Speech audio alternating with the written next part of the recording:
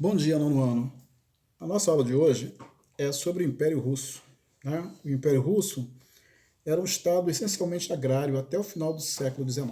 Tá? O que é um estado agrário? É um estado que vivia da agricultura. As cidades ainda não eram bem habitadas. A maioria da população vivia nas fazendas, nos sítios, né? Nas grandes propriedades, produzindo alimento.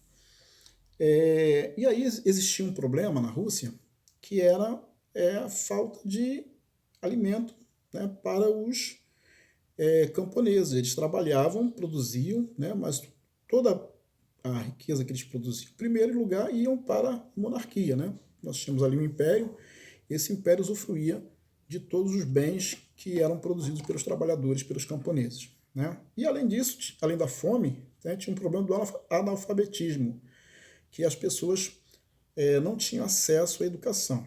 O governo era exercido por um czar, né? Era um imperador na Rússia, em vez de chamar imperador, era chamado de czar. Era um título semelhante, né? O imperador ele centralizava todo o poder em suas mãos, governando de maneira autoritária. Né? E só ele que mandava, só ele que dava as ordens, ele era quase como um deus na Rússia. Durante as últimas décadas do século XIX, o governo do czar Alexandre II, né, promoveu reformas buscando modernizar a economia russa. Assim foram realizados investimentos com o objetivo de desenvolver a indústria e ampliar a rede de transporte ferroviário.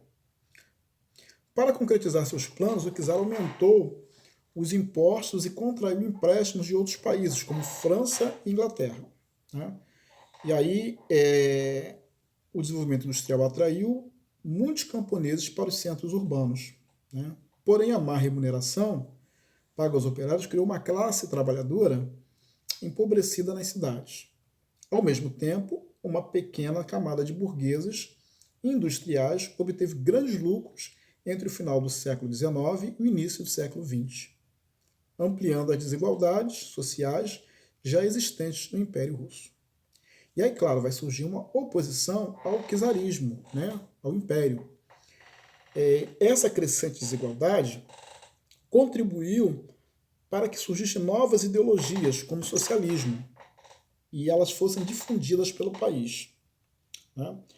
Foram criados partidos de oposição ao governo do czar Nicolau II. Né? Já era o Nicolau II. O principal nesse período foi o Partido Operário Social Democrata Russo, que em 1903 se dividiu em dois grupos, bolcheviques e mencheviques. Os bolcheviques tinham como um de seus principais líderes Vladimir Ulyanov, mais conhecido como Lenin. Eles defendiam transformações rápidas e profundas no governo. Essas mudanças ocorreriam com a tomada do poder pelos trabalhadores e com o estabelecimento do socialismo na Rússia. Okay? Já os mencheviques pretendiam promover reformas graduais, mais lentas, até atingir o socialismo. Lenin era mais ousado e era mais radical. Essas reformas seriam implantadas por meio de alianças entre trabalhadores e a burguesia russa. Tá? Então, eram visões antagônicas dentro de um mesmo partido. E aí, claro, já no início do século XX, o Império Russo se envolveu em uma guerra contra o Japão, pela disputa de territórios como Manchúria e da Coreia. As derrotas russas ampliaram a oposição ao governo czarista de Nicolau II e contribuiu para tornar parte da população russa ainda mais pobre. Né? Então, essas revoltas elas foram enfraquecendo o governo do imperador. E aí teve um episódio que ficou conhecido como Domingo Sangrento, né, que motivou trabalhadores a promoverem novos protestos contra o autoritarismo do czar, né, com o objetivo de melhorar sua organização e de ampliar sua representatividade política. Os trabalhadores criaram os sovietes, conselhos formados por delegados eleitos por camponeses, operários e soldados. Então eles se organizavam, né, em sovietes, em pequenos núcleos, né, para poder discutir política. Isso foi uma forma também de politizar as pessoas, né? As pessoas começaram a ter consciência política e não aceitar qualquer coisa. O fim do czarismo. Buscando se manter no poder e melhorar sua relação com a população russa, Nicolau II promoveu algumas reformas. Entre elas estava a fundação de um parlamento, né, que é um congresso, composto de deputados eleitos pela população, que auxiliava nas decisões políticas. Além disso, ele legalizou os sindicatos de trabalhadores. Contudo, a Primeira Guerra Mundial trouxe muito sofrimento à população russa, né? Embora o exército do país fosse numeroso, estava despreparado e tinha poucos recursos.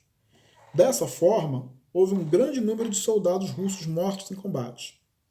Isso ficou muito ruim para o czar, né? A própria insistência de Nicolau II em se manter na guerra ampliava a oposição ao seu governo. Enquanto ele queria participar da guerra, o povo era contra, né? Durante o inverno de 1917, uma forte crise de abastecimento gerou fome entre a população, que se revoltou e promoveu diversas mobilizações violentas, iniciando a Revolução Russa. Nicolau II não conseguiu controlar a situação e foi obrigado a deixar o poder em março de 1917. Aí, claro, foi instalada a Revolução. Após a saída do czar, né, teve início um governo provisório formado por liberais e conservadores moderados. Esse governo realizou diversas reformas, como a garantia dos direitos de liberdade e de imprensa, e de organização política, e a regularização de jornada de trabalho de 8 horas. Entretanto, nesse período, a Rússia se manteve na Primeira Guerra Mundial, o que contribuiu para que grande parte da população permanecesse em situação de miséria. Dessa forma, o governo provisório não conseguiu controlar a revolta popular. Em meio a uma disputa pelo poder do país, os bolcheviques organizaram uma insurreição, com o apoio de tropas de trabalhadores armados e unidades militares. Os revolucionários conseguiram tomar o poder, depondo o governo provisório. Ok? Vocês lembram que estavam bolcheviques e mencheviques disputando? E aí os bolcheviques chegam ao poder, né, liderados por Lenin, promovem uma série de mudanças que aí vocês podem, eu vou elencar aqui para vocês. Estatização da marinha mercante, dos bancos, da indústria. Estatizar é tornar essas instituições, em vez de serem particulares, para que elas sejam do Estado, né? O Estado é que vai ser o dono do banco, o Estado é que vai ser o dono da marinha mercante, né, que é a marinha comercial, das indústrias. Então, a pessoa particular, o privado, não vai ter mais acesso a essas coisas. Extinção dos latifúndios, que são as grandes propriedades, desapropriação de terras, né, e distribuir terras aos camponeses para que pudessem voltar a serem camponeses. Criação de tribunais de justiça formados por cortes populares, em substituição às antigas instituições judiciárias, confisco de bens da nobreza e da igreja ortodoxa, né, que eles tinham muito bens, muito ricos, acumulavam muita coisa, e as pessoas morrendo de fome, porque eles queriam tanta coisa. Além da abolição do ensino religioso nas escolas, né, então tirou também o ensino religioso. O Estado virou um Estado laico, né, acabou com essa ideia de ensinar religião dentro da escola, ok? Adoção do regime do Partido Único, né? Criar assim o Partido Bolchevique, que depois foi rebatizado como Partido Comunista. Outra